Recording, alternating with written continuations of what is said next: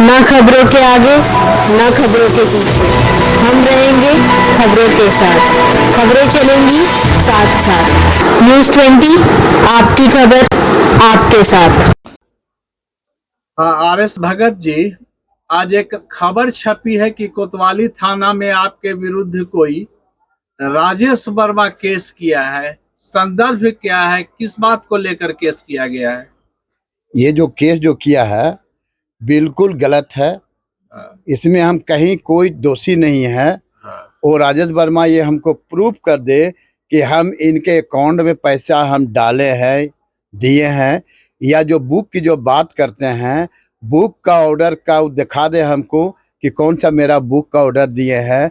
और पैसा जब एडवांस की जो बात करते हैं तो एडवांस पैसा का रिसीविंग वो दिखा दे कि हमने पैसा दिए बुक अकाउंट में, जो कि ये रिसीविंग हमको आपने दिए हैं। राजेश वर्मा का कहना है कि उन्होंने आपसे किताब खरीदने के एवज में 50,000 रुपया आपके अधीनस्थ या आपके यहाँ उस वक्त जो आकाश कुमार रहते थे उनके अकाउंट में ट्रांसफर किया है, और ऐसा आपका भी कहना है।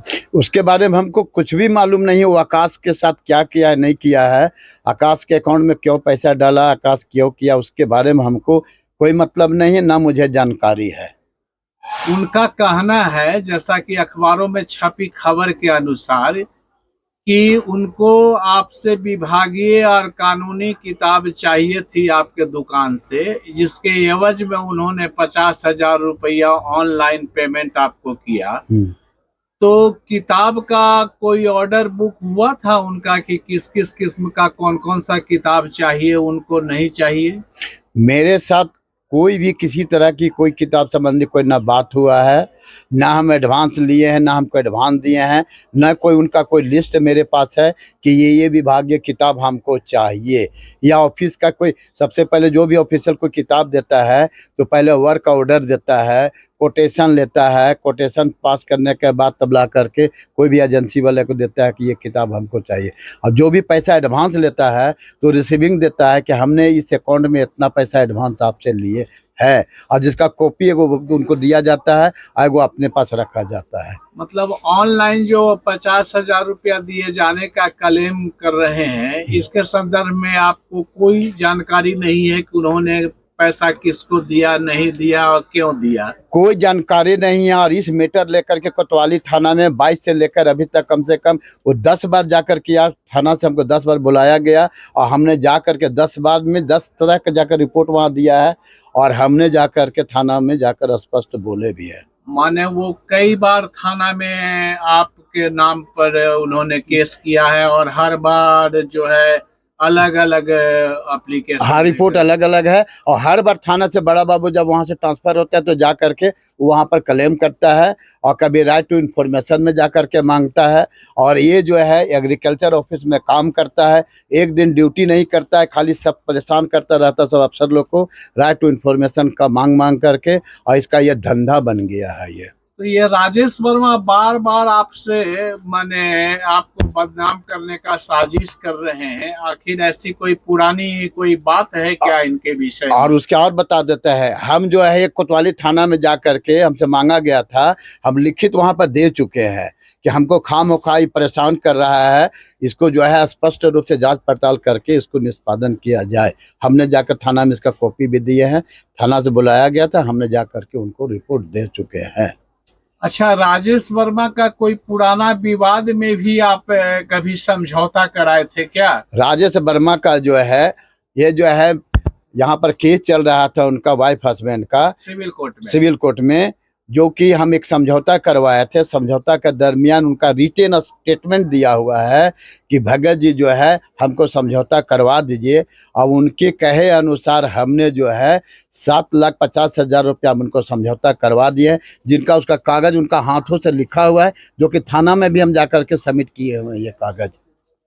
माने पुराना विवाद है उनके साथ आपका ये समझौता को लेकर के? हाँ, समझौता का लेकर के जो है पता नहीं, हम तो ऐसा नहीं बोल सकते। हमने जो है एक पड़ोसी होने के नाते हमने जाकर लड़की के फादर से भी जाकर के बात किए। वो बेचारे हमारे बात को कदर किए और माने। उनका जो वकील साहब थे वो भी बीच में समझौता के लिए किए और डीडी बना करके वकील साहब के पास जा करके और डीडी दिखा करके इन्होंने डीडी सबमिट नहीं किया और बोला कि नहीं, हमारा जो है केस को उठवाइए तब हम पैसा देंगे, नहीं तो नहीं देंगे। और ये काम हमसे, मेरी बस की चीज है नहीं, जो हम नहीं करवा सके। तो उनको लगा कि ये हमको ब्लैकमेल कर रहा है। वो मतलब वो पूर्वाग्रहों से ग्रसित होकर के बार बार आपका नाम थाना पुलिस में घसीट रहे हैं। हाँ, और दूसरी बात क्या है कि वो जब जब थाना गए हैं तब तब इनका रिपोर्ट जो है डिफरेंस वहाँ पर रिपोर्ट पड़ा हुआ है और जो कि देखा जा सकता है।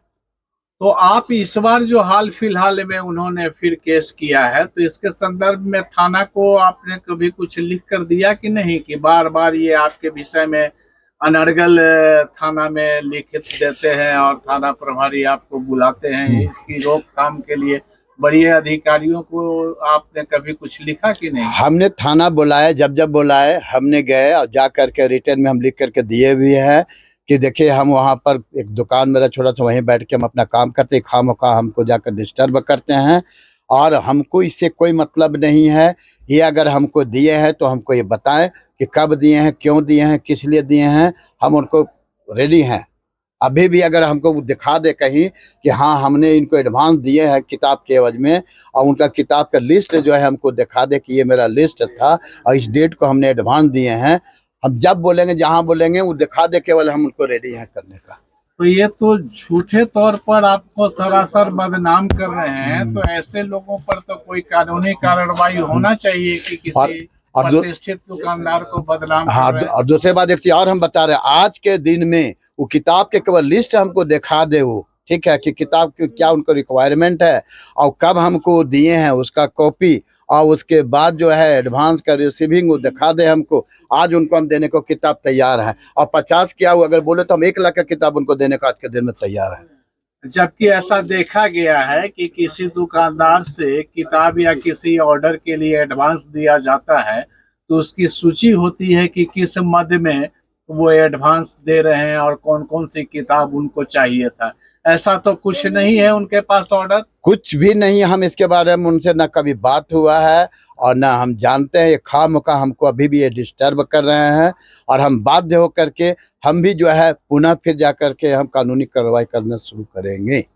आप ऐसे लोगों के संदर्भ में जो बार बार झूठा और अनर्गल शिकायत पुलिस प्रशासन से करते रहता है, इनके संदर्भ में आप पुलिस प्रशासन से क्या अनुरोध करना चाहेंगे? हम अनुरोध यही करना चाहते हैं कि ऐसे ऐसे लोगों को जो इंक्वायरी किया जाए और इंक्वायरी करने के बाद अगर हम दोषी है तो हमको पनिशमेंट दिया जाए और अगला अगर दोषी है तो अगला को भी पनिशमेंट दिया जाए, ताकि आगे लोगों को ऐसा नहीं करना पड़े और लोगों को भी समझ में आए कि कौन आदमी सही है कौन गलत है। आपका जो ये बुक्स की दुकान है, ये तो कानूनी बुक्स की दुकान है ना? हाँ, केवल कानूनी किताब है। तो ये इसे क्या नाम है इस दुकान का? भगत ला बुक एजेंसी। अच्छा, और उन्होंने तो माने अखबार में जो खबर छपी है, अगर दुकानदार का ही नाम है, दुकान का नाम कहीं नहीं दिया गया है, तो बेमतलब का ही ये मतलब कंप्लेन करते रहते हैं क्या?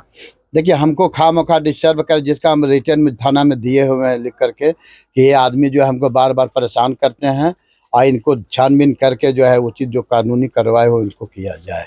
जिस आकाश कुमार के सामने या उनके अकाउंट में पैसे दिए जाने की बात वो कर रहे हैं, फिलहाल के समय में तो वो आकाश कुमार नाम का कोई व्यक्ति या लड़का आपके यहाँ कार्यरत नहीं है? नहीं है। वो अभी कहाँ है वो लड़का? उसके बारे में हमको कोई पता नहीं, वो कहाँ है नहीं है, सो उसके बारे में हमको कोई जानकारी नहीं है। और दूसरी बात क्या है कि आकाश को पैसा दिए हैं या नहीं दिए उसके बारे में मुझे कुछ जानने की भी आवश्यकता नहीं है। रह गई बात जो किताब की वो बात करते हैं, किताब के केवल आज के दिन में हमको लिस्ट बता दें कि हमने ये किताब के अगेंस्ट में इनको एडवांस पैसा दिए हैं। आज वो 50 नहीं है, वो 1 लाख के बोले हम 1 लाख का किताब देने को दयानंद तैयार है, केवल वो लिस्ट दे दे हमको।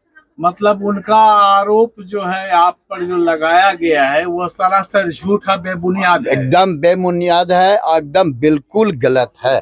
चलिए बहुत बहुत धन्यवाद।